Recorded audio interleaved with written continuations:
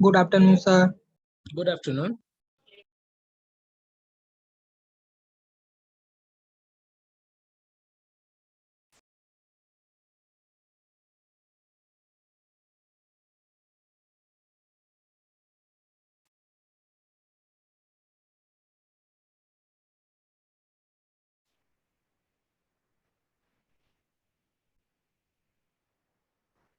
All right.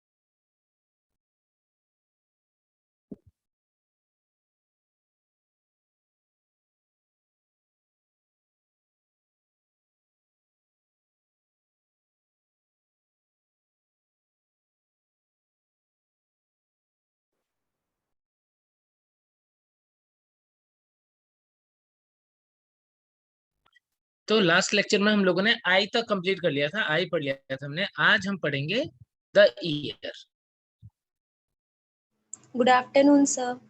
Good afternoon बच्चे। Good afternoon, sir. Good afternoon. Good afternoon, sir. Good afternoon बच्चे।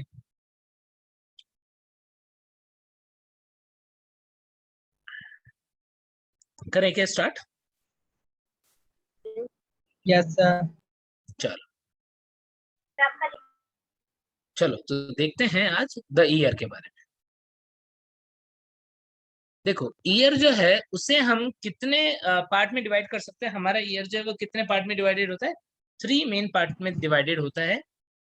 External ear, middle ear और internal ear के अंदर 3 parts हो गए। कौन कौन से?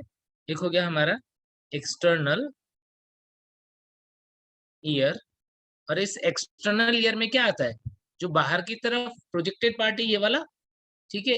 क्या है ये है ईयर पिन्ना। ईयर पिन्ना वाला जो पोर्शन है वो पोर्शन कैसा होता है? ये पोर्शन एक्चुअल में क्या करता है? जो साउंड है उसको कलेक्ट करने का काम करता है। और मेनली हमको पता है कार्टिलेज वगैरह जो है वो प्रेजेंट होते हैं। ईयर है वो ओपन होता है किसके अंदर? एक कैनाल के अंदर, जिसको हम बोल सकते हैं ऑडिटरी कैनाल। ऑडिटरी कैनाल, या क्या बोल सकते हैं इसको बोल सकते हैं ऑडिटरी मीटर्स भी बोल सकते हैं, ठीक है। ऑडिटरी कैनाल और एक्सटर्नल ऑडिटरी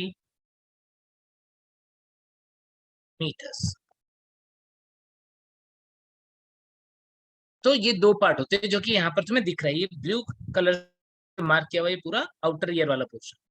फिर इसके बाद में नेक्स्ट आता है मिडल ईयर।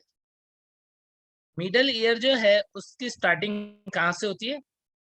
मिडल ईयर वाला जो पार्ट है वो स्टार्ट होता है ईयर ड्रम से या टिम्पैनिक मेम्ब्रेन से। ये जो है ये है ईयर ड्रम या टिम्पैनिक मेम्ब्रेन, ठीक है। टिम्पैनिक मेम्ब्रेन को पूछेगा कि बताओ कौन से ईयर का पार्ट है? एक्सटर्नल ईयर की, मिडिल ईयर की, इंटरनल ईयर, तो क्या बोलोगे? Middle ear. ठीक है। टिम्पैनिक मेम्ब्रेन जो है वो मिडिल ईयर का पार्ट होता है, ठीक है।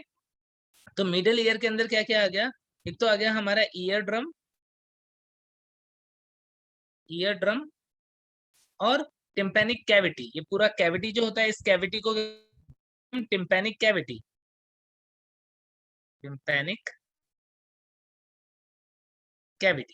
ये टिम्पैनिक कैविटी के अंदर 3 बोन्स होते हैं।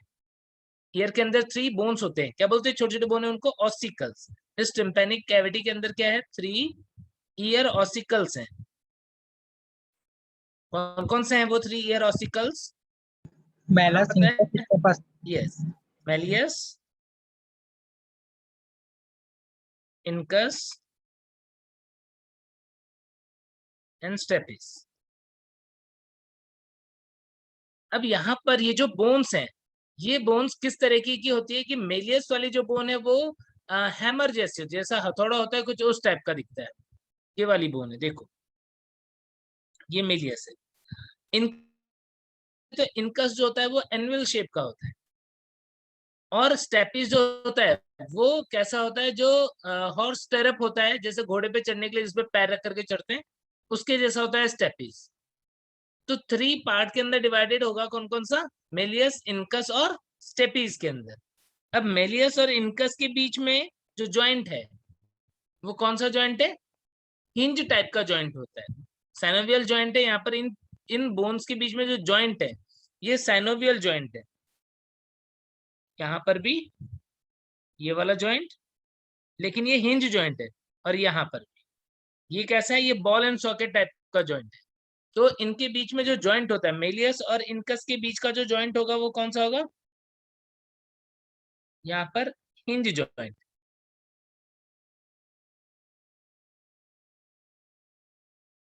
और इनकस और स्टेपिस के बीच में जो होगा वो होगा बॉल एंड सॉकेट जॉइंट।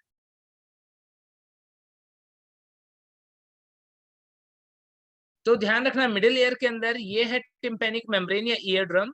यहाँ पर अंदर 3 स्मॉल बोन्स होते हैं, नाम ऑसिकल्स बोलते हैं, मेलियस, इनकस एंड स्टेपिस। आपस में इंटरकनेक्टेड होते हैं, लिगामेंट्स के थ्रू जॉइंट बनता है यहाँ पर। और ये कैविटी जो होता है, इस कैविटी को हम टिम्पैनिक कैविटी बोलते हैं। और टिम्पैनिक कैविटी ऑडिटरी ट्यूब के थ्रू किसमें ओपन होता है, ये ऑडिटरी ट्यूब, इसको हम एक और भी नाम से जानते हैं, क्या, वेरी गुड बच्चे, यूस्टेशियन ट्यूब। यूस्टेशियन ट्यूब जो है ये ओपन होता है किसके अंदर, फेरिंग्स के अंदर। ये यूस्टेशियन ट्यूब के थ्रू फेरिंग्स में ओपन होता है।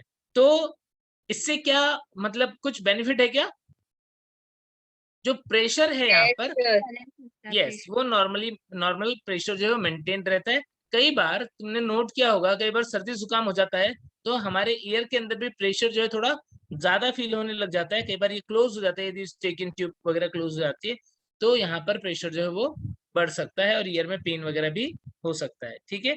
तो यूस्टेशियन ट्यूब जो है वो क्या करता है, वो टिम्पैनिक कैविटी को कनेक्ट करता है किससे, हमारे फेरिंग्स में। और यूस्टेशियन ट्यूब की ओपनिंग कहाँ पर देखने को मिलती है, फेरिंग्स में देखने को मिलती है। क्लियर हो गई बात। तो ये हो गया हमारा मिडिल ईयर वाला पोर्शन। अब इसके बाद वाला पोर्शन जो है वो कौन सा है, इंटरनल ईयर। अब इंटरनल ईयर में कौन कौन से पार्ट्स होते हैं, देखो।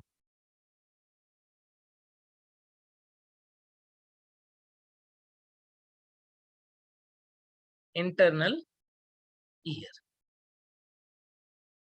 सबसे पहले ये मिडिल ईयर जब इंटरनल ईयर में ओपन हो रहा है तो वहां पर 2 टाइप की ओपनिंग होती है, 2 टाइप की विंडो होती है।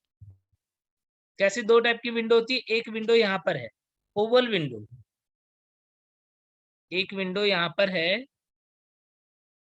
Oval window. किसके कनेक्शन में है ये, स्टेपीज के कनेक्शन में, यस, यहाँ पर। और ये वाली विंडो जो है इसको हम क्या बोलते हैं, फेनेस्ट्रा ओवेलिस। क्या बोल दोगे इसको, फेनेस्ट्रा ओवेलिस। इसके पास में एक और भी ओपनिंग होगी, राउंड होगी, वो उसको क्या बोल दोगे, फेनेस्ट्रा राउंडस, रोटेंडरस, यस, टाइप की होती है। तो एक होती है फेनेस्ट्रा ओवेलिस, ओवल विंडो, और दूसरा होता है fenestra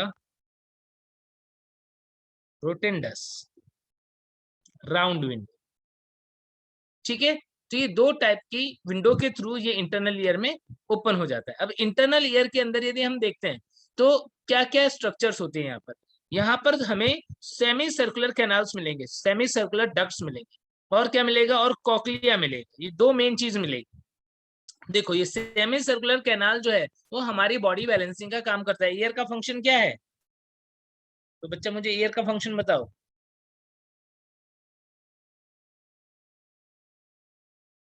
balancing, body balancing and hearing function, दो काम है ना।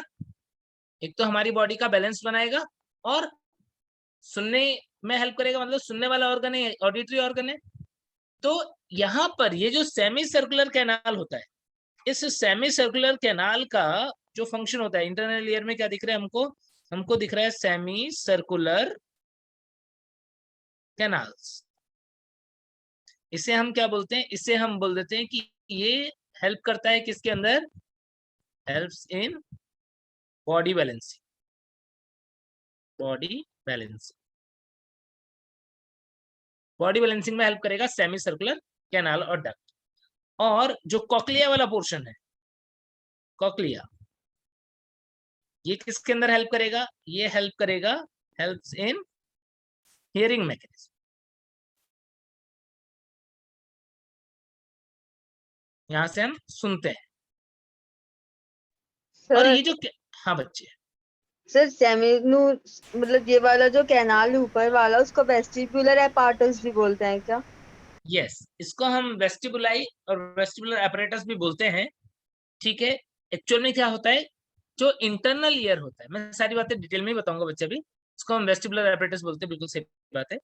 देखो हमारा जो ईयर होता है वो, उसका जो इनर पार्ट है, इंटरनल ईयर है, इसको हम एक और भी नाम से जानते हैं, that is labyrinth. Labyrinth, labyrinth जो है वो ट्यूब जैसा है, ऐसा मान लो कि ट्यूब जैसा है, और दो टाइप का होता है। लेबिरिंथ जो है वो दो टाइप का है। कौन कौन सा? एक होता है बोनी लेबिरिंथ, और दूसरा होता है membranes Membranous. Labyrinth. Membranes labyrinth क्या है? ये एक्सटर्नल ईयर की इंटरनल ईयर, ये इंटरनल ईयर, इंटरनल ईयर जो है उसको ही हम क्या बोल रहे हैं? लेबिरिंथ। ठीक है, तो इंटरनल ईयर वाला पोर्शन जो है ये सारा का सारा है। और इसमें जो वेस्टिबुलर नर्व है, वेस्टिब्यूल से जो नर्व निकल रही है, यहाँ पर सेक्यूल और एट्रिक्यूल पार्ट होता है, वहां से जो नर्व निकलती है वो वेस्टिबुलर नर्व होती है, और जो कॉक्लिया से नर्व निकलती है वो कॉक्लियर नर्व होती है। तो इस टाइप से क्रॉस स्ट्रक्चर जो ईयर का वो हमें यहाँ पर दिख रहा है। क्या जो एक्सटर्नल ईयर है, मिडिल ईयर है और इंटरनल ईयर है, उसमें क्या क्या होता है। देखो अब इंटरनल ईयर के स्ट्रक्चर को हम बहुत डिटेल में देख रहे हैं यहाँ।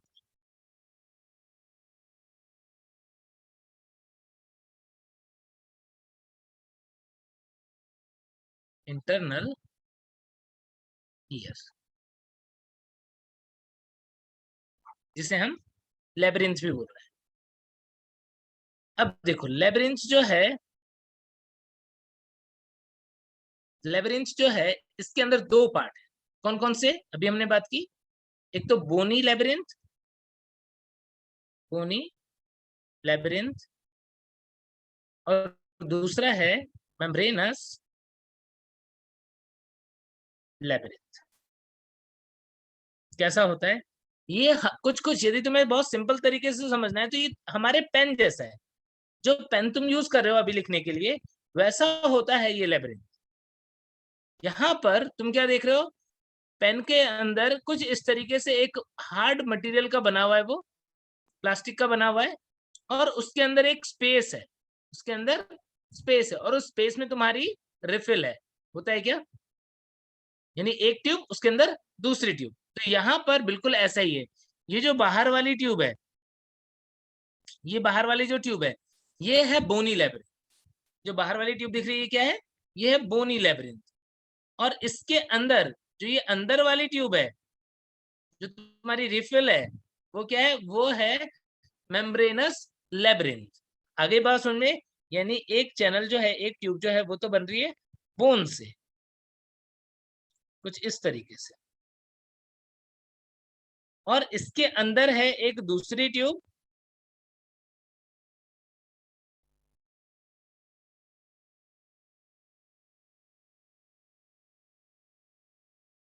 कुछ इस तरीके से। तो ये बाहर वाला जो लेब्रिंथ है, इसे हम क्या बोल रहे हैं, बाहर वाले लेब्रिंथ को बोलते हैं हम बोनी लेब्रिंथ। बाहर वाला जो ट्यूब है बोन का बना हुआ है, ये वाला होगा बोनी लेब्रिंथ, और अंदर वाला जो है वो होगा मेम्ब्रेनस लेब्रिंथ। समझ गए क्या? अब यहाँ पर दो डिफरेंट टाइप के फ्लूइड भरे हुए। जो बाहर फ्लूइड भरा हुआ है, यानी बोनी लेब्रिंथ वाला जो पोर्शन है, यहाँ पर जो फ्लूइड भरा हुआ है, उसे बोलते हैं हम पेरिलिम्फ। इस फ्लूइड को हम क्या बोलते हैं, पेरिलिम्फ। यहां पर भरा हुआ है पेरिलिम्फ। और जो मेम्ब्रेनस लेब्रिंथ वाला पोर्शन है, इसके अंदर जो फ्लूइड भरा हुआ है, यहाँ पर जो फ्लूइड भरा हुआ है, उसे हम क्या बोलते हैं, एंडोलिम्फ। एंडोलिम्फ। तो ईयर के अंदर ये ट्यूब जो है, यही किस फॉर्म में है, यही या तो ऐसे 3 सेमी सर्कुलर कैनाल की फॉर्म में है, या फिर ऐसा कॉइल्ड फॉर्म में है। जो ऐसा कॉइल्ड जैसा है वो क्या है, कॉक्लिया।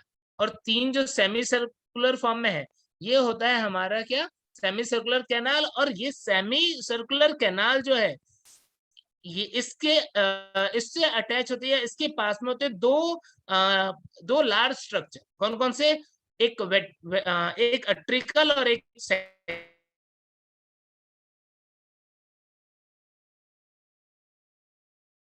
अटक गया क्या सर? ओके। हाँ।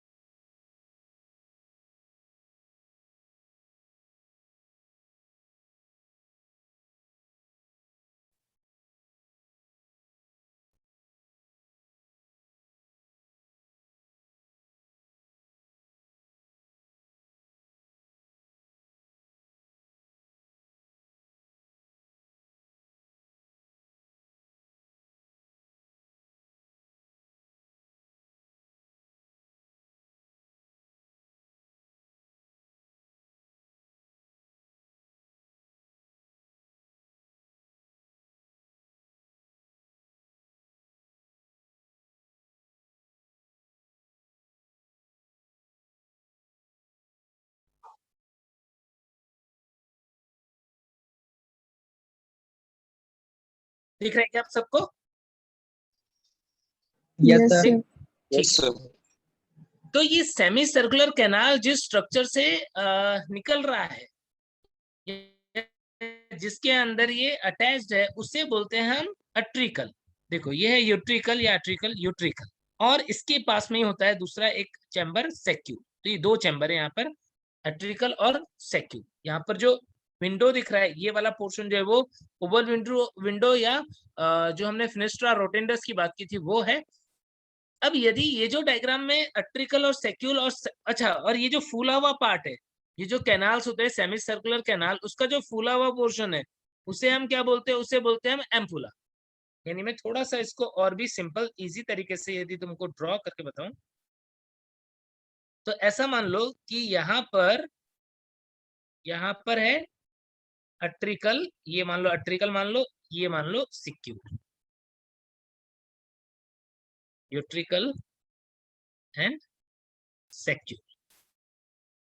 तो यहाँ पर क्या होता है, यूट्रिकल जो होता है इससे ही क्या होता है, 3 सेमी सर्कुलर कैनाल जो है वो निकलते हैं जिस तरीके से, एक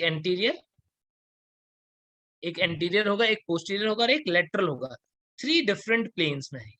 और इनका जो फूला हुआ पार्ट होता है, एंडिंग होती है, फूला हुआ सा पोर्शन, उससे बोलते हैं हम एम्पुला।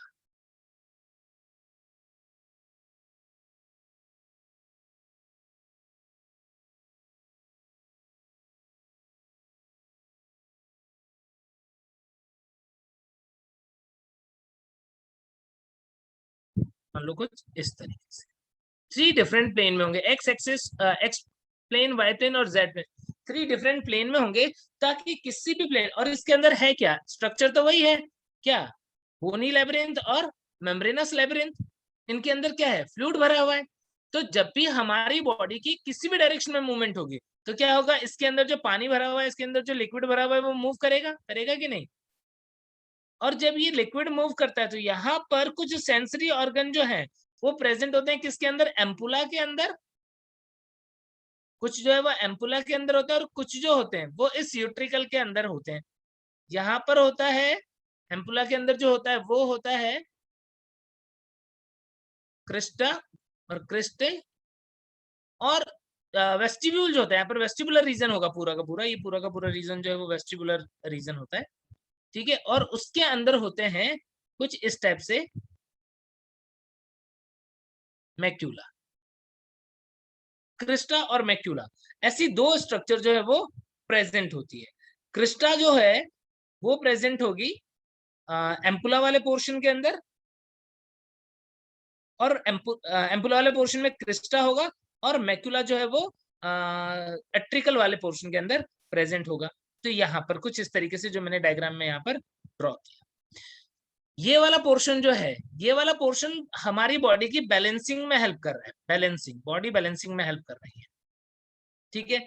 अब ये बॉडी बैलेंसिंग में हेल्प कैसे करता है, इसका मैकेनिज्म ऑफ एक्शन हम देखते हैं। देखो ध्यान से समझो, देखो मान लो कि हम सीधे खड़े हैं तो क्या होता है, डायग्राम के थ्रू बताता हूं,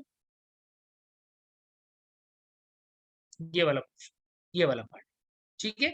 मान लो कि हम सीधे खड़े हैं, यहाँ पर हम सीधे खड़े हैं तो क्या देख रहे हो, जो मैक्यूला वाला पोर्शन है, अट्रिकल के अंदर जो मैक्यूला वाला पोर्शन है, इस मैक्यूला वाले पोर्शन में बहुत सारे सेंसरी हेयर्स वगैरह हैं।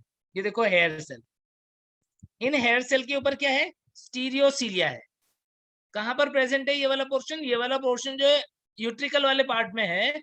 और वहां पर हमने देखा कि यहाँ पर बहुत सारे ऐसे सेल्स है जिनके ऊपर स्टीरियोसीलिया है। स्टीरियोसीलिया जानते हो सब बच्चे, देखो माइक्रो स्टीरियोसीलिया जो होता है वो सेल का ही एक इस टाइप से प्रोजेक्शन होता है, जो कि नॉन मोटाइल टाइप का होगा, इस टाइप का प्रोजेक्शन, ठीक है। इसको हम तो स्टीरियोसीलिया जो है वो यहाँ पर प्रेजेंट होते हैं, और कुछ काइनोसीलिया भी प्रेजेंट होते हैं, ठीक है। अब क्या हुआ, इसके ऊपर ऑटोलिथ मेम्ब्रेन होती है, ऑटोलिथ या ऑटोकोनिया, ठीक है। ये ऑटोकोनिया जो इसके ऊपर जस्ट यहाँ पर प्रेजेंट है, ये एक स्टैटिक कंडीशन में है। अभी मान लो ये आदमी जो खड़ा है यहाँ पर, ये स्टैटिक कंडीशन में, जैसे ही ये बेंड होगा, जैसे ये नीचे की तरफ बेंड हुआ, देख रहे हो ये नीचे की तरफ बेंड हुआ, तो जैसे ये नीचे की तरफ बेंड होगा, वो जो सेमी सर्कुलर कैनाल थी, क्या उस सेमी सर्कुलर कैनाल के अंदर जो फ्लूइड था वो बहने लग जाएगा कि नहीं बहने लग जाएगा, बहने लग जाएगा। जैसे ही वो फ्लूइड बहेगा तो वो आएगा यूट्रिकल वाले रीजन में भी, तो यूट्रिकल वाले रीजन में जो फ्लो हुआ किसका, फ्लूइड का, उसकी वजह से ये ऑटोकोनिया जो है इसके अंदर भी मूवमेंट हुई, और इस मूवमेंट को हेयर ने रीड कर लिया और ब्रेन को इंफॉर्मेशन पहुंचा दी कि भाई बॉडी जो है वो किस तरीके से बेंड हो रही है, और ब्रेन के जो सेंटर, जो पोस्चर, जो मान लो सपोज हम बात करें सेरेबेलम वाला पोर्शन है या अदर मोटर वाले जो पार्ट को कंट्रोल करते हैं, तो वो क्या करते हैं, वो उसके अकॉर्डिंग मसल्स में कॉन्ट्रेक्शन करके बॉडी का बैलेंसिंग करवा देते हैं, ठीक है। तो इस तरीके से बैलेंस कर रहा है कौन, मैक्यूला। जब हम खड़े हैं तो उस टाइम पर या सपोज हम एकदम बैठे हुए और सडनली गाड़ी जो है वो आगे की तरफ मूव करेगी, तो जो हमें एक पीछे की तरफ प्रेशर फील होगा, उससे क्या होगा, इनकी मूवमेंट होगी, तो हमें हमारी बॉडी को पता पड़ जाएगा कि भाई बॉडी मूव कर रही है, इस टाइप से। ठीक है, तो ये जो बैलेंस होता है हम बोलते हैं कि ये स्टैटिक बैलेंस है, यानी जो मैकुला है वो हमारी बॉडी के स्टैटिक बैलेंस को मेंटेन करने के लिए रेस्पॉन्सिबल है। अब देखो कि किस तरीके से क्रिस्टा काम करता है। वो बॉडी का डायनेमिक बैलेंस बनाता है। डायनेमिक बैलेंस कैसे बनाता है? जो क्रिस्टा है वो कहां पर प्रेजेंट था? क्रिस्टा कहां पर प्रेजेंट था बताओ? कौन से रीजन में? एम्पुला वाले। एम्पुला वाले रीजन में, बिल्कुल सही बच्चे, एम्पुला वाले रीजन में क्रिस्टा प्रेजेंट है। तो एम्पुला वाले रीजन में कुछ इस तरीके से, ये थोड़ा दोनों में डिफरेंस क्या है, ये हॉरिजॉन्टल टाइप का होता है, ये थोड़ा सा क्या होता है ऊपर की तरफ ऐसे रिज जैसा बनाता है, रिज की फॉर्म में प्रेजेंट होता है। यहाँ पर भी कुछ सेल्स है, स्पेसिफिक सेल्स, हेयर सेल्स, उनसे हेयर बंडल बना है, और ये ऊपर की तरफ कन्वर्ज होकर के कुपुला नाम का एक स्ट्रक्चर जो है वो बना है। यहाँ पर भी फ्लूइड भरा हुआ है एम्पुला के अंदर भी। अब क्या होता है, जब बॉडी की मूवमेंट होती है, किसी भी डायरेक्शन में मूवमेंट हो या रोटेटरी मूवमेंट हो, कोई भी डायरेक्शन में मूवमेंट हो, तो क्या होगा, ये जो कुपुला है इसके ऊपर प्रेशर लगेगा और इसकी मूवमेंट होगी। इसकी मूवमेंट होगी तो हेयर जो है वो इस मूवमेंट को रिकॉर्ड करेगा या रिसीव करेगा और न्यूरॉन्स के थ्रू ब्रेन को पहुंचा देगा कि हमारी बॉडी के अंदर मूवमेंट हो रही है, और डिफरेंट मसल जो है वो हमारी बॉडी की बैलेंसिंग के लिए वर्क करने लग जाएगी। तो इस टाइप से बैलेंस होता है डायनेमिक बैलेंस, जो कि कौन मेंटेन कर रहा है? क्रिस्टा। इसका मतलब तुम्हें क्या पता लग गया? तुम्हें पता लग गया कि ईयर के अंदर इस वाले रीजन के अंदर क्या था, इस वाले रीजन के अंदर, इसके अंदर था क्रिस्टा, और जो अट्रिकल वाला रीजन है इसके अंदर था मैक्यूला। तो किस तरीके से ये क्रिस्टा और मैक्यूला जो होता है ये मिलकर के क्या करते हैं, हमारी बॉडी की बैलेंसिंग का काम करते हैं। और यहाँ से ये जो वेस्टिब्यूल वाला पोर्शन है पूरा, इस वेस्टिब्यूल से निकलता है एक नर्व, वेस्टिबुलर नर्व, याद है 8th नर्व वेस्टिबुलो कॉक्लियर नर्व, तो यहाँ से वेस्टिबुलर नर्व और ये कॉक्लिया से कॉक्लियर नर्व दोनों मिलकर के क्या कर देंगे, ऑडिटरी नर्व 8th नर्व जो है वो ब्रेन के अंदर चला जाएगा। क्लियर हो गई बात? तो इस तरीके से वर्क करता है हमारी बॉडी की बैलेंसिंग के लिए कौन? Semi circular canal. और ये सेमी सर्कुलर कैनाल के अंदर जो सेंसरी पार्ट होता है क्रिस्टा और मैक्यूला। क्लियर हो गई इतनी बात सबको? यदि इतनी बात क्लियर हो गई तब हम हियरिंग वाले मैकेनिज्म की बात करेंगे कि हमारे ईयर के अंदर हियरिंग वाली मैकेनिज्म जो है वो कैसे होती है। वो होती है कॉक्लिया के थ्रू। इसके थ्रू होती है वो कॉक्लिया के through.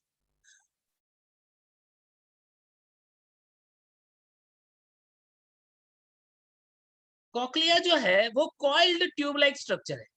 Coiled tube like structure, जैसा कि तुमको यहाँ पर दिख रहा है कि ये इस तरीके से कॉइल्ड है, और ये कॉइल्ड है, और इसके अंदर भी क्या है, वही दो पार्ट होंगे।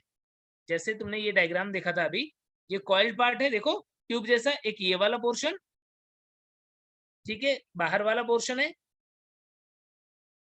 ये आउटर पार्ट तुम्हें ऐसा कुछ दिख रहा है, ये इनर पार्ट दिख रहा है, और बीच में ट्यूब जैसा दिख रहा है।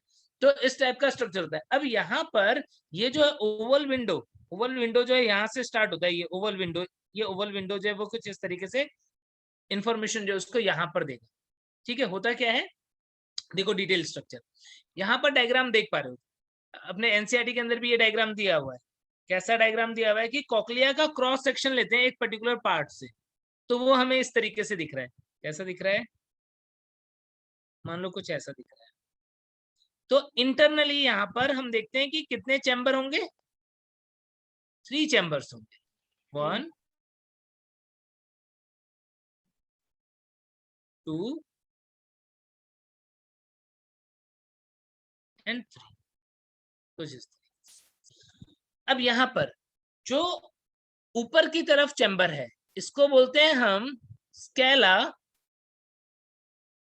वेस्टिबुलाई। क्या बोलते हैं इसको? Scala vestibuli. इस स्केला वेस्टिबुलाई के अंदर जो फ्लूइड भरा होता है वो फ्लूइड कौन सा होता है? पेरिलिम। इसके बाद में जो बीच वाला चैम्बर होगा उसे क्या बोलोगे? Scala media. स्केला मीडिया जो होता है वो ये वाला चैम्बर होता है, यहाँ पर जो फ्लूइड भरा होता है उसको हम क्या बोलते हैं? एंडोलिम। एंडोलिम। और सबसे नीचे वाला जो चैम्बर होता है उसको क्या बोल देते हो? Scala tympani. Yes, scala tympani. और यहाँ पर भी जो फ्लूइड होगा वो कौन सा होगा? वो होगा पेरिलिम। तो सबसे पहले तो ये बात ध्यान रखना किस पार्ट को हम क्या बोल रहे हैं और वहां पर कौन सा फ्लूइड भरा हुआ है, ठीक है। इसके बाद मेम्ब्रेन के नाम ध्यान रखने कि यहाँ पर ये जो ऊपर वाली मेम्ब्रेन है यानी स्केला वेस्टिबुलाई और स्केला मीडिया, इनके बीच की जो मेम्ब्रेन होती है उस मेम्ब्रेन को बोलते हैं रिश्नर्स मेम्ब्रेन। क्या बोलते हैं उसको? रिश्नर्स मेम्ब्रेन, ठीक है। और नीचे वाली जो मेम्ब्रेन होती है उसको क्या बोल देते हैं? रिश्नल मेम्ब्रेन को हम कई बार वेस्टिबुलर मेम्ब्रेन भी बोल देते हैं। और नीचे वाली जो मेम्ब्रेन होती है उसको बोलते हैं हम बेसिलर मेम्ब्रेन। समझ गए क्या? नीचे वाली मेम्ब्रेन है बेसिलर मेम्ब्रेन, ऊपर वाली मेम्ब्रेन है रिश्नल मेम्ब्रेन या वेस्टिबुलर मेम्ब्रेन। अब क्या होता है इसके अंदर जो स्केला मीडिया वाला पोर्शन है इसके अंदर हमारा सेंसरी पार्ट होता है जिसे हम ऑर्गन ऑफ कोटाई बोलते हैं। यहाँ पर होगा क्या? ऑर्गन ऑफ कोटाई। किसके ऊपर होगा organ of Kotai? Basilar membrane के ऊपर। तो बेसिलर मेम्ब्रेन के ऊपर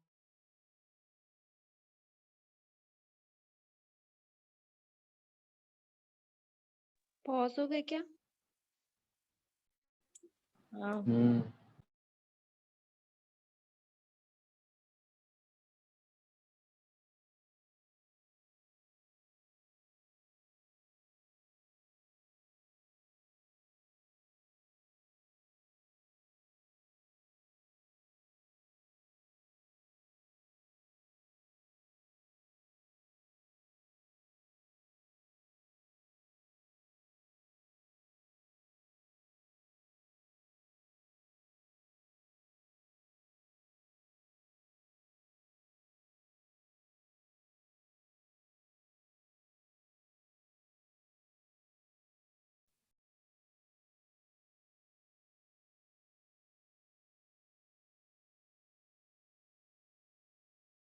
दिख रहा है क्या?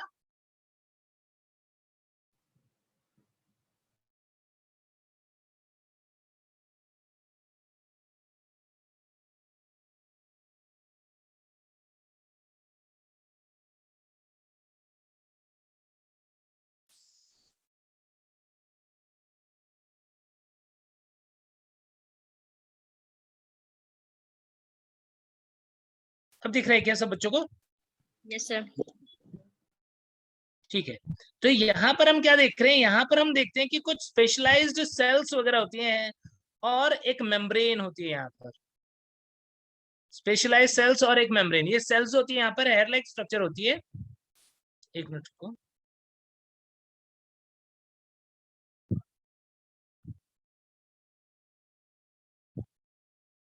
तो यहाँ पर स्पेशलाइज सेल्स और साथ में यहाँ पर एक मेम्ब्रेन लाइक स्ट्रक्चर होती है यहाँ पर जिसे हम टेक्टोरियल मेम्ब्रेन बोलते हैं। ये डायग्राम के अंदर भी तुम देख पा रहे हो टेक्टोरियल मेम्ब्रेन। यहाँ पर नीचे क्या है? हेयर सेल्स हैं। ये पूरी स्ट्रक्चर जो यहाँ पे हमने ब्लू कलर से ड्रॉ किया इसे हम क्या बोलते हैं? इसे हम ऑर्गन ऑफ कोटाई बोलते हैं। ऑर्गन ऑफ कोटाई, ठीक है। और यही मेन सेंसरी ऑर्गन है। क्या होता है अब ये कैसे काम करता है? अच्छा, और यहाँ से नर्व निकलेगी, जो हेयर सेल्स हैं यहाँ से नर्व निकलेगी। यहाँ से नर्व, कौन सी नर्व होगी वो? Cochlear nerve. ये कॉक्लियर नर्व। तो वेस्टिब्यूल से वेस्टिबुलर नर्व और यहां से निकलती है कॉक्लियर नर्व। तो ये तो स्ट्रक्चर हो गए किसकी? इंटरनल ईयर, और उसमें भी कॉक्लिया की स्ट्रक्चर जो उससे हमने बहुत डिटेल में देख लिया। अब ये वर्क कैसे करता है, हियरिंग मैकेनिज्म कैसे चलती है, उसकी बात हम यहाँ पर करते हैं। देखो देखो साउंड वेव आया,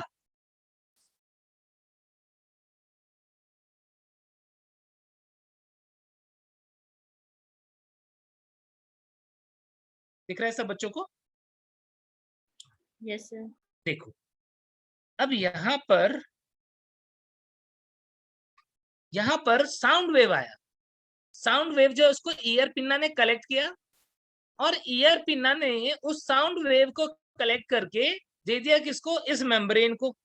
कौन सी मेम्ब्रेन थी ये? Tympanic membrane. Panic membrane. Tympanic membrane जो है इससे कनेक्टेड होते हैं वो 3 बोन्स, मेलियस, इनकस और स्टेपिस। तो ये क्या करते हैं, ये इस साउंड को पहुंचाते हैं ओवल विंडो के थ्रू, कहां पर, इंटरनल ईयर में। अब ओवल विंडो जो ओपन होता है वो होता है किसके पास में ओपन, वो ओपन होता है इसके पास, स्केला वेस्टिबुलाई की। यानी यहां से साउंड वेव जो है वो स्केला वेस्टिबुलाई वाला जो रीजन है यहाँ पर आएगा और यहाँ पर ये फ्लूइड जो है उसको वाइब्रेट करेगा। कौन से फ्लूइड को वाइब्रेट करेगा? पेरिलिम्फ को वाइब्रेट करेगा। इसने पेरिलिम्फ को वाइब्रेट किया, यहाँ पर वाइब्रेशन होने लगे। तो ये वाइब्रेशन जो पेरिलिम्फ में हो रहा है, यहाँ पर देख रहे हो, ये पेरिलिम्फ वाला पोर्शन है, यहाँ पर जो वाइब्रेशन हुआ, ये वाइब्रेशन किसको वाइब्रेट कर देगा? इस मेम्ब्रेन को, ऊपर वाली मेम्ब्रेन को, जिससे हम क्या बोल रहे थे, रिशनर्स मेम्ब्रेन या वेस्टिबुलर मेम्ब्रेन बोल रहे थे। रिशनर्स मेम्ब्रेन जब वाइब्रेट करता है तो फिर इसके अंदर जो फ्लूइड था, कौन सा फ्लूइड था अंदर? एंडोलिम्फ। ये देखो, ये मेम्ब्रेन वाइब्रेट करने लग जाएगी, ये मेम्ब्रेन वाइब्रेट करेगी तो यहाँ पे जो फ्लूइड था उसमें वाइब्रेशन होने लग जाएगा और इसकी वजह से ये जो टेक्टोरियल मेम्ब्रेन है ये ऊपर नीचे होगी। टेक्टोरियल मेम्ब्रेन जब ऊपर नीचे होगी तो ये जो हेयर सेल्स हैं वो इस सेंस को रिसीव करेगा और जो कॉक्लियर नर्व है उसकी हेल्प से इंफॉर्मेशन को ब्रेन पे पहुंचा देगा।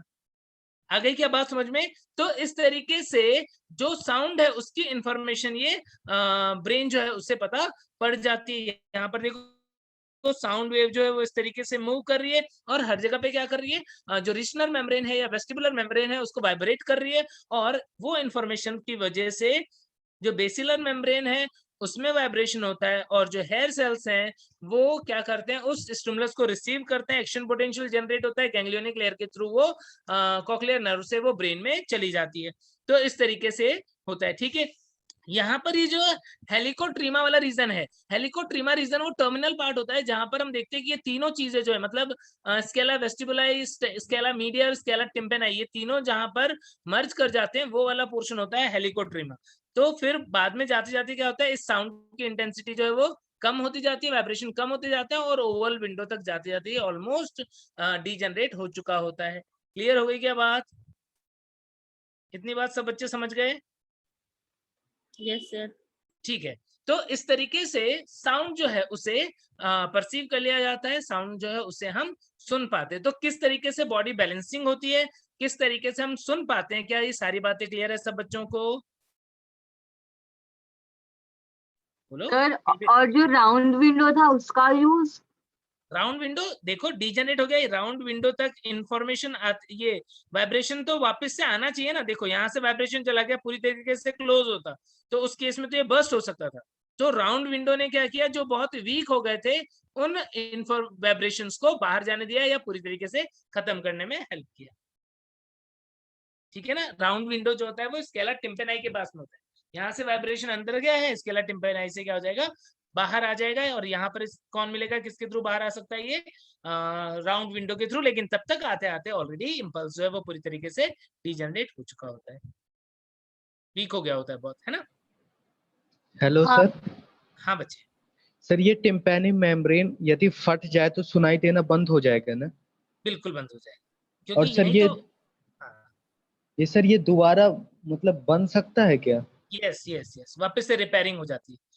डॉक्टर्स कर सकते हैं, खुद से नहीं बनेगा लेकिन डॉक्टर्स रिपेयर। ठीक है तो ना। सर जब रिपेयर हो जाएगा तो मतलब पहले जैसे सुनाई देगा, मतलब कि हाँ थोड़ा हाँ, कम हो बिल्कुल। जाएगा? नहीं नहीं, पहले जैसे, यस पहले सर, जैसे। Thank you sir. ठीक है, ठीक है। तो इसी के साथ में neural control and coordination chapter जो है वो हमारा कंप्लीट हो गया है। ठीक है, अब नेक्स्ट चैप्टर हम स्टार्ट करेंगे केमिकल कंट्रोल एंड कोऑर्डिनेशन। ठीक है, ओके चलो सर। इसको। हाँ,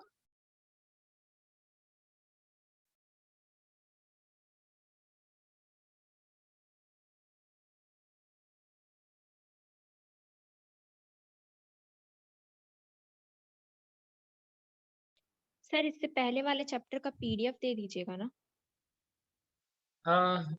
बच्चे तुम्हें ना उसमें डायग्राम से मिल पाएंगे, क्योंकि जो मैं लिखता हूँ ना वो ये सर डायग्राम ही चाहिए, डायग्राम के लिए हाँ बोल। डायग्राम वाला मैं तुम्हें दे दूँ, है ना। तुम मुझे व्हाट्सएप पे एक बार मैसेज कर देना, मैं तुम्हें सेंड कर दूँ, है ना। Okay sir. ठीक है।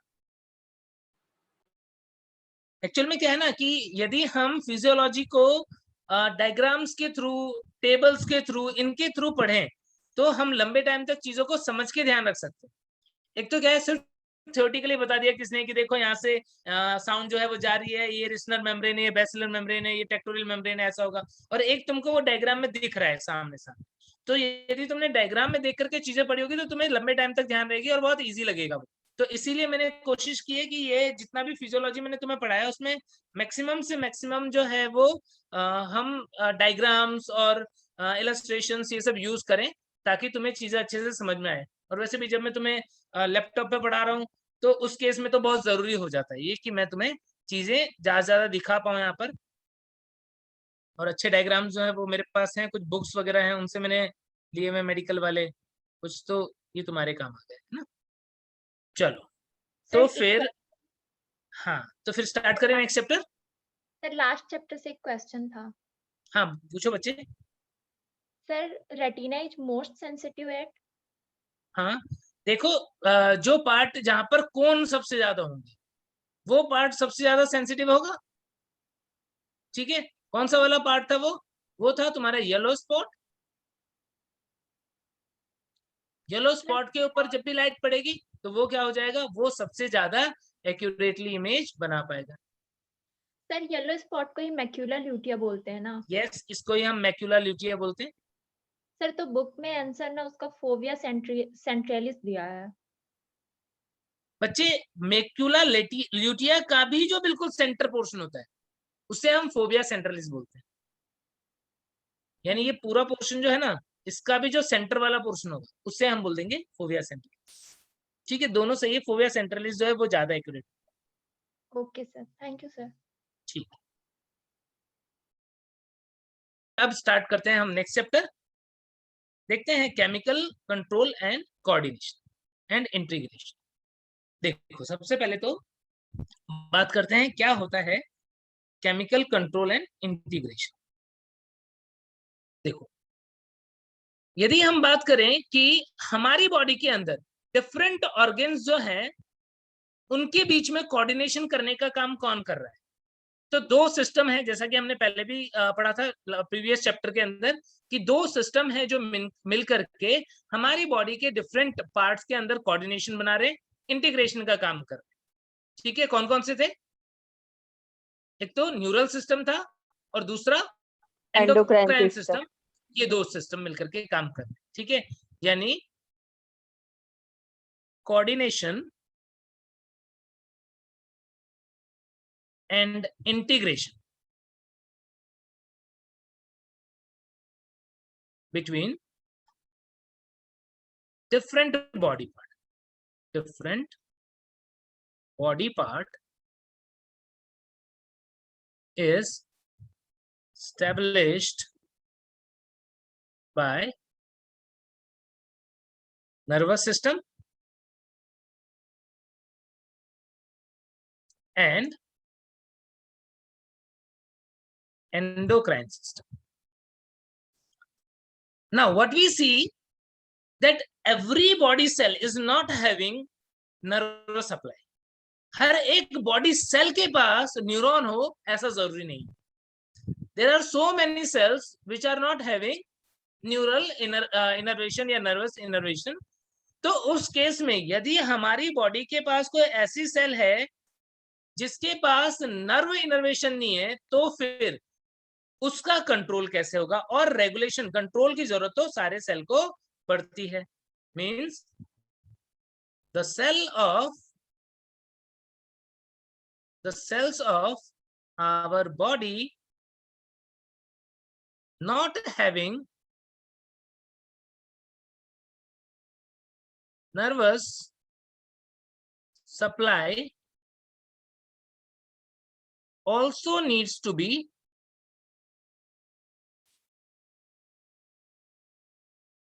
regulated.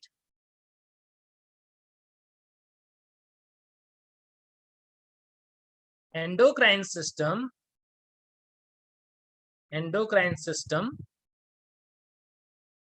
helps in regulation and integration of these cells. तो ऐसी सेल्स जो हैं जिनके पास नर्वस कनेक्शन नहीं है, उनको भी यदि कोई इंफॉर्मेशन पहुंचाना है, मैसेज पहुंचाना है कि क्या पर्टिकुलर वर्क करना है, नहीं करना है, कब एक्साइट होना है, कब रिलैक्स होना है, तो वो चीजें किसके थ्रू पॉसिबल होगी, उसके लिए कोऑर्डिनेट करने का काम करेगा कौन? Endocrine system. ठीक है। और एंडोक्राइन सिस्टम क्या है? Endocrine system is actually the system of endocrine glands and hormones which regulates various body activities. ठीक है। तो यहाँ पर हम देख रहे हैं कि एंडोक्राइन सिस्टम जो है वो किससे बना हुआ है? Endocrine system is made up of what? Endocrine system is made of endocrine glands that secretes hormones. Endocrine gland जो है वो क्या करते हैं? हार्मोन बनाते हैं और उन हार्मोन के थ्रू बॉडी की एक्टिविटी जो है उससे रेगुलेट किया जाता है। ठीक है। अब यहाँ पर क्या तुम्हें कुछ जनरल इंफॉर्मेशन पता है? जैसे who is father of endocrine system, पता है क्या? यस सर, कौन है? Thomas Edison. Very good, Thomas Edison. ठीक है। ऐसे ही मैं पूछूं कि हार्मोन को किसने डिस्कवर किया था? हार्मोन वाज डिस्कवर्ड बाय, सबसे पहला हार्मोन था सिक्रेटिन। कौन सा? Secretin. Secretin first hormone was discovered by Starling. Starling जो है उन्होंने डिस्कवर किया था। तो ये कुछ जनरल नॉलेज की बात है, वो ध्यान रखना। अब यहाँ पर हार्मोन क्या होता है उसकी बात करेंगे, एंडोक्राइन ग्लैंड क्या होते हैं उनकी बात करेंगे। सबसे पहले एंडोक्राइन ग्लैंड्स क्या होते हैं? Endocrine glands, endocrine glands, these are ductless glands. हमारी बॉडी के अंदर दो टाइप के ग्लैंड हैं, endocrine gland and exocrine gland. Endocrine gland क्या होता है? Endocrine glands are ductless glands that produces hormone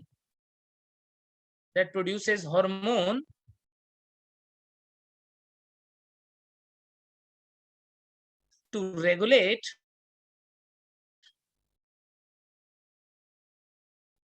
activities of different body part और बॉडी। तो डिफरेंट बॉडी ऑर्गन्स की एक्टिविटी को रेगुलेट करने के लिए क्या करते हैं? एंडोक्राइन ग्लैंड जो हैं, जिन्हें हम डक्टलेस ग्लैंड बोलते हैं, वो हार्मोन प्रोड्यूस करते हैं। और हार्मोन क्या होते हैं?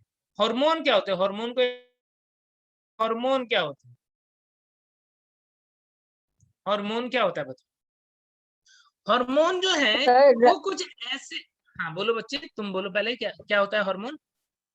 सर एक रासायनिक संदेश वाहक है। हाँ, जो अपोषक टाइप का पदार्थ होता है। Yes, very good. हार्मोन जो होता है वो अपोषक पदार्थ है, अपोषक प्रकार का केमिकल है।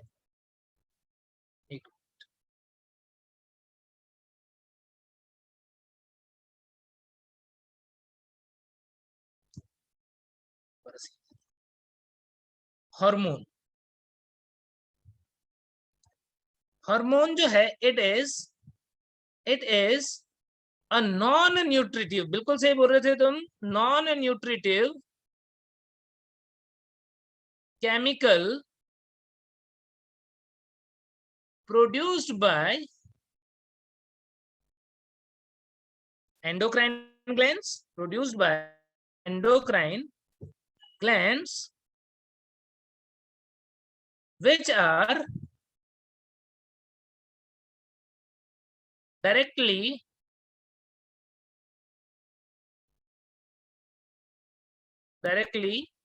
transferred to the target organ through blood. ऐसा केमिकल जो क्या होता है, जो नॉन न्यूट्रिटिव केमिकल है, एंडोक्राइन ग्लैंड ने बनाया, और उसको ट्रांसफर कैसे करे, डक्टलेस है ना, डायरेक्टली ब्लड के थ्रू उसे टारगेट ऑर्गन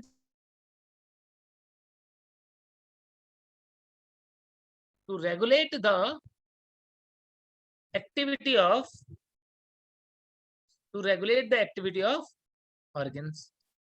टारगेट ऑर्गन की एक्टिविटी को रेगुलेट करने के लिए क्या कर दिया, उसे ट्रांसफर कर दिया। अब हार्मोन की कुछ खास बात है। क्या खास बात है हार्मोन की? क्या ये स्पेसिफिक होता है क्या, स्पीसीज के लिए स्पेसिफिक होता है क्या? It is not species specific. मतलब कि यदि ग्रोथ हार्मोन है तो चाहे ह्यूमन हो, चाहे मंकी हो, चाहे कोई अदर एनिमल हो, उनके अंदर क्या होगा, उनके अंदर ग्रोथ हार्मोन जो है वो क्या करेगा, बॉडी की ग्रोथ को प्रमोट करने के लिए सेम सी एक्टिविटी परफॉर्म करेगा। तो हम क्या बोलते हैं कि इट इज नॉट स्पेसिफिक। ठीक है, क्या ये हार्मोन स्टोर होते हैं क्या? बोलो। Hormones are usually not stored for longer time.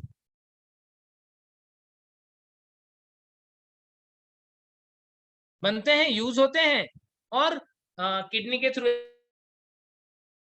Metabolite उनको बहुत लंबे टाइम तक बॉडी स्टोर नहीं करती। क्या इसका एक्सेप्शन भी है क्या कोई? बोलो, नहीं पता है क्या? Thyroxine hormone.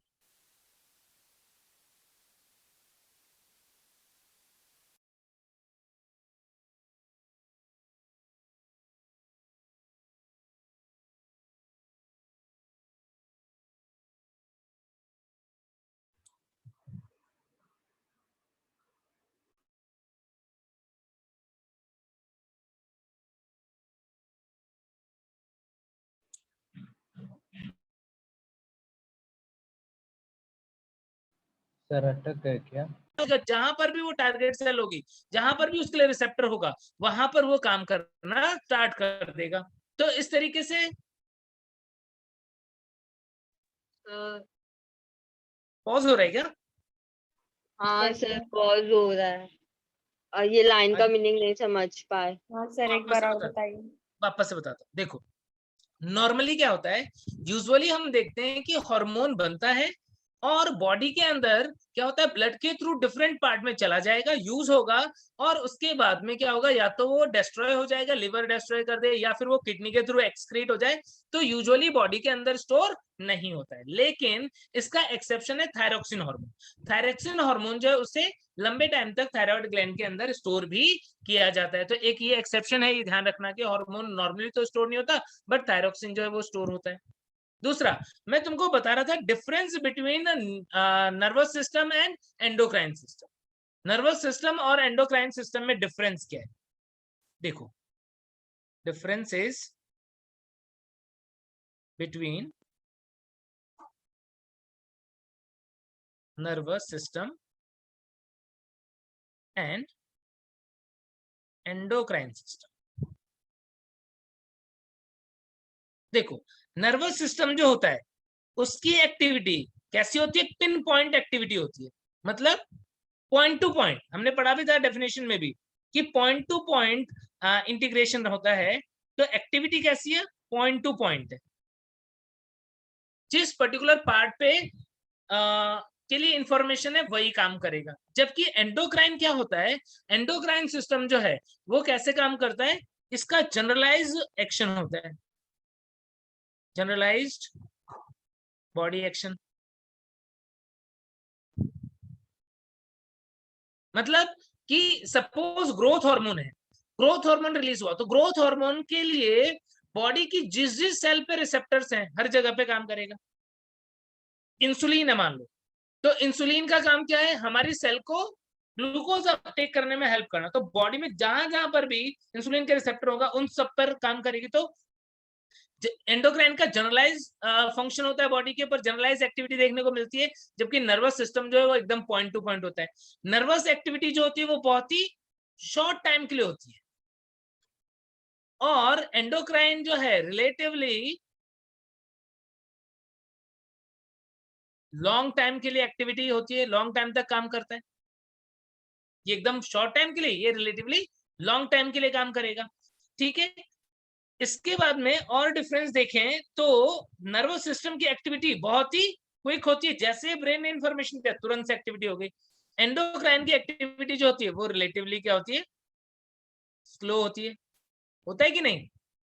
तो इस तरीके से हम देखते हैं कि कुछ मेजर डिफरेंस है नर्वस और एंडोक्राइन में, और ये दोनों मिलकर के क्या करेंगे, बॉडी को की एक्टिविटीज जो है उन्हें कंट्रोल करेंगे। क्लियर हो गई इतनी बात, ये जनरल इंफॉर्मेशन, जनरल बातें कि हमने क्या होता है एंडोक्राइन ग्लैंड, क्या होता है हार्मोन, क्या होते हैं डिफरेंस नर्वस और एंडोक्राइन सिस्टम के बारे में।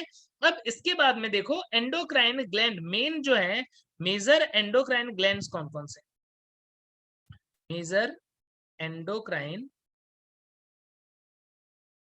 ग्लैंड। देखो सबसे पहली बात ये कि हमारी बॉडी के अंदर जो एंडोक्राइन ग्लैंड्स हैं या सिस्टम है उसे हम दो पार्ट में डिवाइड कर सकते हैं, एक होता है ऑर्गेनाइज्ड और एक होता है अनऑर्गेनाइज्ड। एक होता है ऑर्गेनाइज्ड एंडोक्राइन सिस्टम और दूसरा होता है अनऑर्गेनाइज्ड एंडोक्राइन ग्लैंड्स। क्या होते हैं देखो,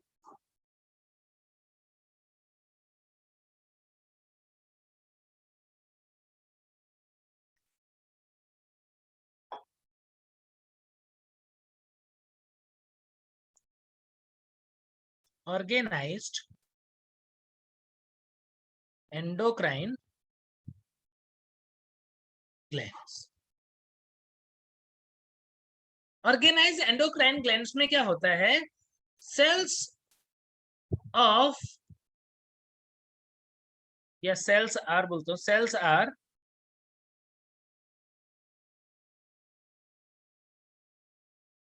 are arranged in form of clusters और टिश्यू। यानी ऑर्गेनाइज्ड एंडोक्राइन ग्लैंड जो होंगे उनके अंदर सेल्स जो है वो क्लस्टर या टिश्यू की फॉर्म में अरेंज होंगे। ऐसा नहीं कि कहीं कहीं पे बिखरे हुए हैं या थोड़े सेल्स यहाँ पे थोड़े सेल्स वहां पर, ऐसा नहीं होगा।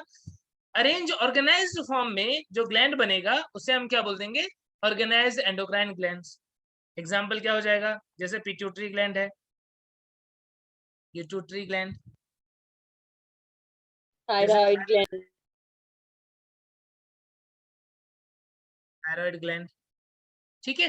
तो ये क्या है, ये ऑर्गेनाइज्ड एंडोक्राइन ग्लैंड्स। ऐसे ही हम बात करें अनऑर्गेनाइज्ड या नॉन ऑर्गेनाइज्ड एंडोक्राइन ग्लैंड, तो क्या होगा, अनऑर्गेनाइज्ड या non organised endocrine gland, non organised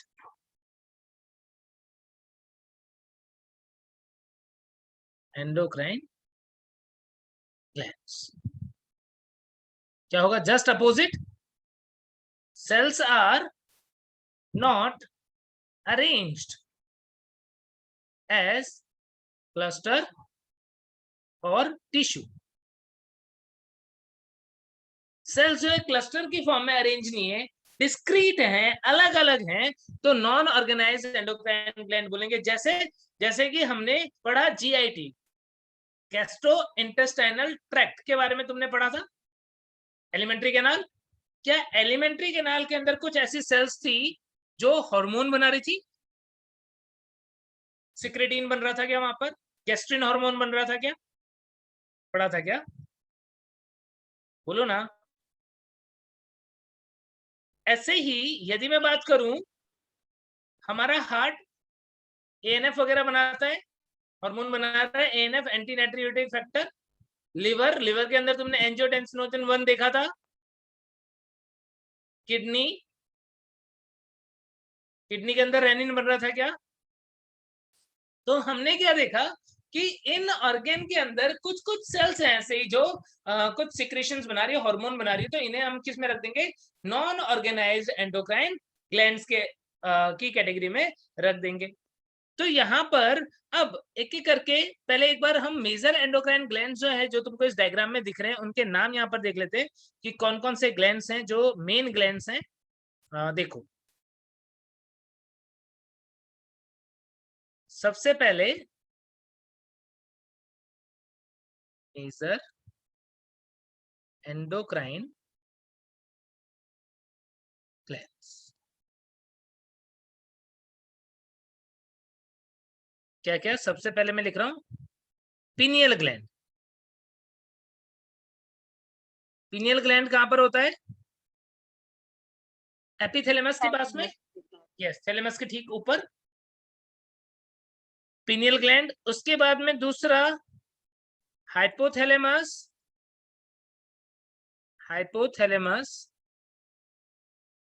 and pituitary gland.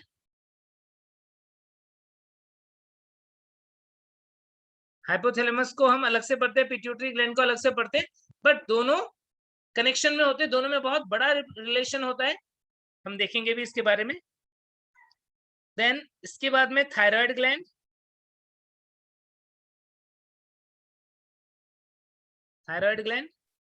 Then thymus gland, फिर इसके बाद में एड्रिनल ग्लैंड,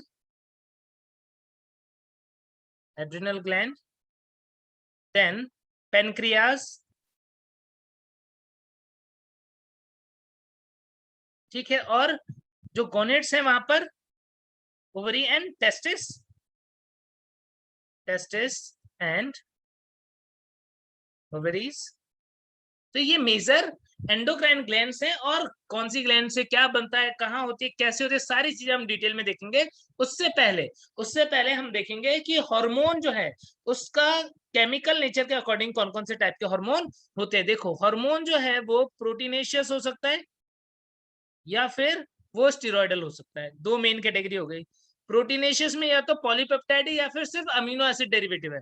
तो ये बहुत इंपॉर्टेंट है, ये टेबल जो यहाँ पर देख रहे हो तुम, ये बहुत बहुत इंपॉर्टेंट है। यहाँ पर जो भी इंफॉर्मेशन हो तुमको पता होनी चाहिए कि अमीनो एसिड डेरिवेटिव हार्मोन का एग्जांपल क्या है? थायरोक्सिन है, एपिनेफ्रिन है, नॉरएपिनेफ्रिन। थायरोक्सिन थायराइड बनाता है, एपिनेफ्रिन नॉरएपिनेफ्रिन एड्रिनल ग्लैंड बनाता है, मेडुला वाला पोर्शन। शॉर्ट पेप्टाइड का एग्जांपल वासोप्रेसिन, जिसे तुम एडीएच भी बोलते हो, और ऑक्सीटोसिन वासोप्रेसिन कौन बनाता है? हाइपोथैलेमस। सिक्रीट कौन करता है? पोस्टीरियर पिट्यूटरी, ठीक है। तो ये शॉर्ट पेप्टाइड है।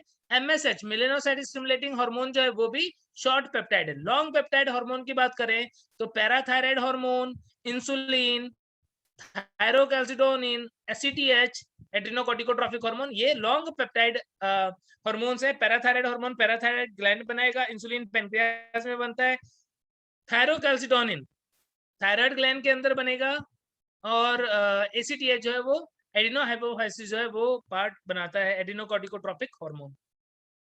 देन ग्लाइकोप्रोटीन्स, टीएसएच, एफएसएच और एलएच, ये तीनों ग्लाइकोप्रोटीन्स हैं। एडिनो हाइपोफाइसिस यानी पिट्यूटरी ग्लैंड जो है वो बनाएगा anterior pituitary. Then steroidal hormone जो है वो कौन से हैं? जो एड्रिनल कॉर्टेक्स से बन रहे, मिनरेलोकॉर्टिकॉइड, ग्लूकोकॉर्टिकॉइड, और गोनेट्स में जो बन रहे टेस्टोस्टेरोन, एस्ट्रोजन और प्रोजेस्टेरोन, ये हार्मोन। तो यहाँ पर ये पूरी लिस्ट जो है वो बहुत इंपॉर्टेंट है कि कौन सा हार्मोन अमीनो एसिड डेरिवेटिव है, थायरोक्सिन है या एपिनेफ्रिन या नॉरएपिनेफ्रिन है, ये किससे बनते हैं? ये टायरोसिन से बनते हैं। यानी फिनाइलएलनिन जो है वो टायरोसिन में कन्वर्ट होगा, टायरोसिन जो है आगे जाकर के डोपा, फिर एपिनेफ्रिन, फिर नॉरएपिनेफ्रिन, ऐसे सब बनाते हैं, ठीक है। तो ये चीजें जो है वो जरूर से ध्यान रखना। अब इसके बाद में मैकेनिज्म ऑफ एक्शन जो है वो देख लेते हैं कि हार्मोन का मैकेनिज्म ऑफ एक्शन क्या होता है। हार्मोन को दो कैटेगरी में हम डिवाइड कर रहे हैं। हार्मोन या तो वाटर सॉल्युबल है या फिर लिपिड सॉल्युबल है। कौन से वाटर सॉल्युबल होंगे? ये वाले जो प्रोटीनेशियस कैटेगरी के वाटर सॉल्युबल होंगे, स्टेरॉइडल वाली कैटेगरी के जो वो क्या होंगे? वो लिपिड सॉल्युबल होंगे। तो वाटर सॉल्युबल हार्मोन जो होते हैं ये किस लेवल पे काम करते हैं? ये मेम्ब्रेन पे इनके रिसेप्टर होते हैं, उस लेवल पे ये काम करते हैं। यानी क्या होगा? यानी कोई ऐसा हार्मोन है, सपोज एक पर्टिकुलर हार्मोन है, तो यदि ये वाटर सॉल्युबल है, लिपिड इनसॉल्युबल है, मान लो ये हार्मोन जो है वो हम क्या देख रहे हैं, ये है मान लो ये है एपिनेफ्रिन मान लेते हैं।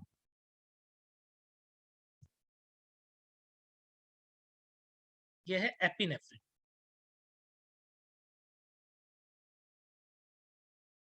अब एपिनेफ्रिन हार्मोन जो है वो कैसा है? वो एक वाटर सॉल्युबल टाइप का हार्मोन है। ये डायरेक्टली मेम्ब्रेन को पेनिट्रेट करके नहीं जा सकता, मेम्ब्रेन के अंदर डिफ्यूज नहीं हो सकता। तो फिर क्या होगा? तो हम देखेंगे कि जो प्लाज्मा मेम्ब्रेन होगी, इस प्लाज्मा मेम्ब्रेन के ऊपर इसके लिए कुछ पर्टिकुलर रिसेप्टर बने होंगे। जिस जिस सेल पे हम चाहते हैं कि ये काम करे, तो वहां पर हम क्या देखेंगे? वहां पर हम देखेंगे कि कुछ पर्टिकुलर रिसेप्टर्स जो हैं वो बने हुए मिलेंगे। यहाँ पर मान लो ये रिसेप्टर है, क्या है? Receptor for epinephrine. जो हार्मोन होता है वो प्राइमरी मैसेंजर है। हार्मोन क्या होता है? Primary messenger. और ये है membrane receptor, receptor on plasma membrane.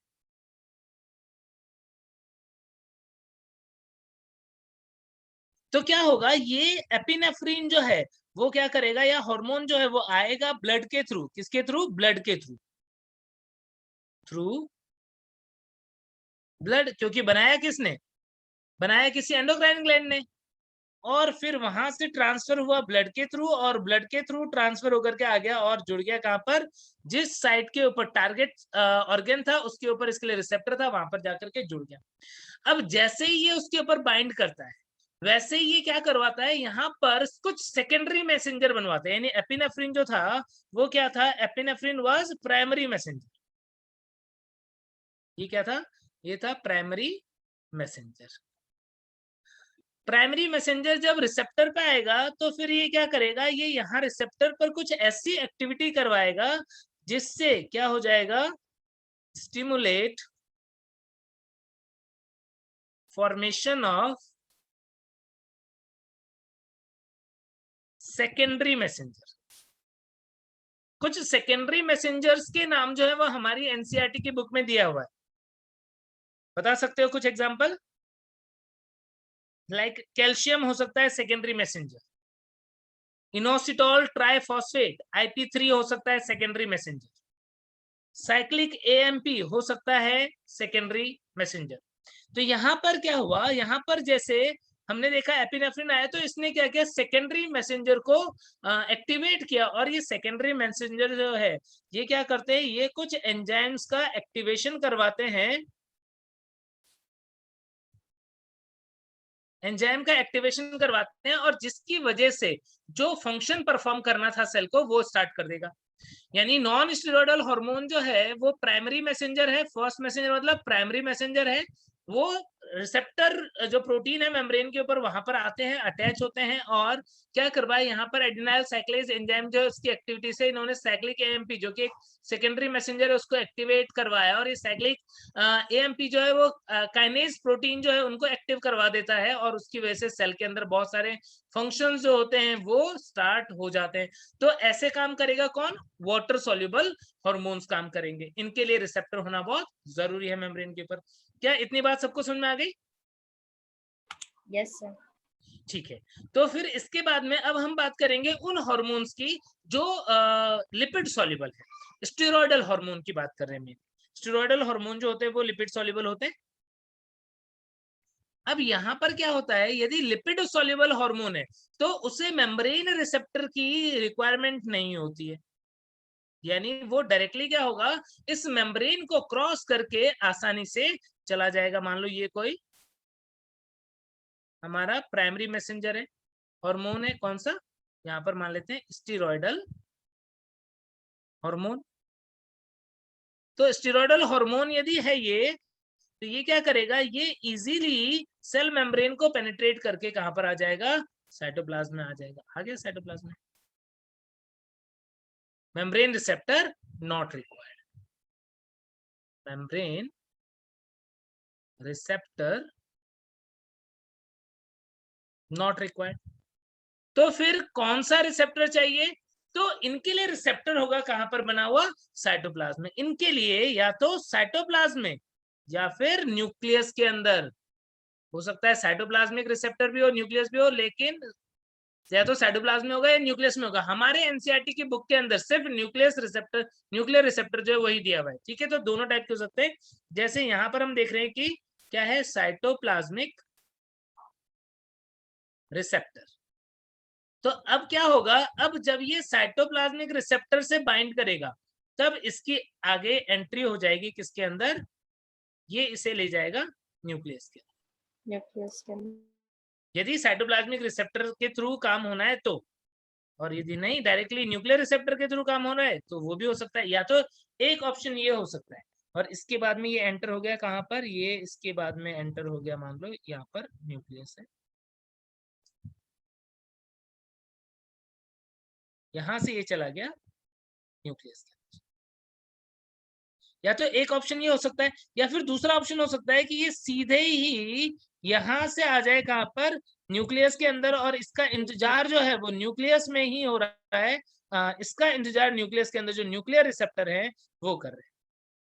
यानी यहाँ पर न्यूक्लियस के अंदर ये आ गया हार्मोन, स्टेरॉयडल हार्मोन, और न्यूक्लियस के अंदर है न्यूक्लियर रिसेप्टर, यहाँ पर है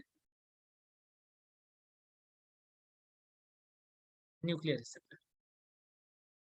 तो दो ऑप्शन यहाँ पर हो सकते हैं, या तो हो सकता है सिर्फ साइटोप्लाज्मिक रिसेप्टर, या फिर हो सकता है सिर्फ न्यूक्लियर रिसेप्टर, या फिर दोनों भी हो सकते हैं। और इससे ये बाइंड किया, और बाइंड करके इसने क्या किया, कॉम्प्लेक्स बना लिया, हार्मोन रिसेप्टर कॉम्प्लेक्स। तो यहां पर हमें सेकेंडरी मैसेंजर की जरूरत नहीं पड़ी, सीधे ही क्या हुआ, प्राइमरी मैसेंजर जो है उससे इंफॉर्मेशन जो है वो न्यूक्लियस तक पहुंच गई। फिर ये करता क्या है न्यूक्लियस के अंदर, ये न्यूक्लियस के अंदर जो डीएनए होता है, जो पर्टिकुलर एंजाइम बनाने वाला डीएनए होगा, उसको स्टिमुलेट कर देगा। यानी ये डीएनए को डायरेक्टली इंफॉर्मेशन दे देगा कि भाई ये पर्टिकुलर एंजाइम जो है उसका सिंथेसिस करना है, इसका एंजाइम जो है वो बनाओ। तो ये इंफॉर्मेशन ये डायरेक्टली दे देगा। अब इनकी वजह से क्या हो जाएगा, इन दोनों की वजह से, या ये जो हार्मोन आया था, रिसेप्टर कॉम्प्लेक्स बना, इसकी वजह से यहाँ पर डीएनए रेप्लिकेशन जो है, सॉरी ट्रांसक्रिप्शन वगैरह जो है, उस प्रोसेस को ये स्टार्ट कर देगा।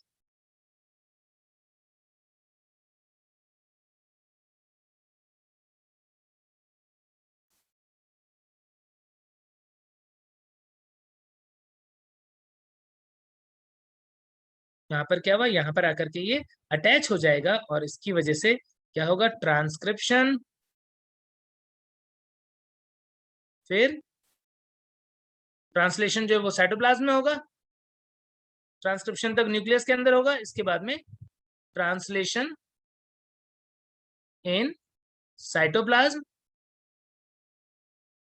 और अल्टीमेटली क्या हो जाएगा, और अल्टीमेटली यहाँ पर एंजाइम वगैरह बन जाएंगे, और सेल की मेटाबॉलिक एक्टिविटी जो है उस हार्मोन के रेस्पॉन्स में स्टार्ट हो जाएगी। ठीक है, तो समझ गए लिपिड सोल्यूबल हार्मोन कैसे काम करता है, वो मेम्ब्रेन को इजीली क्रॉस करके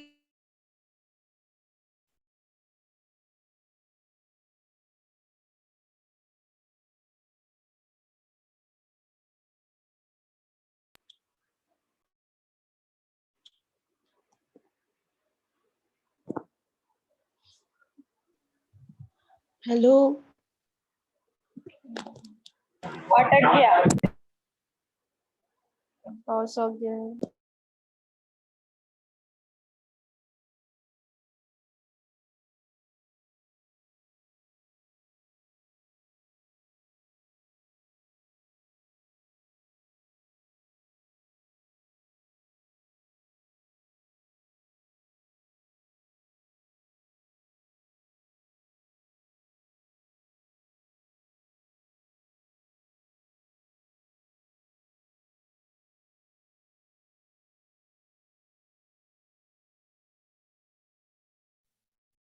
इतनी बातें क्लियर है सब बच्चों को?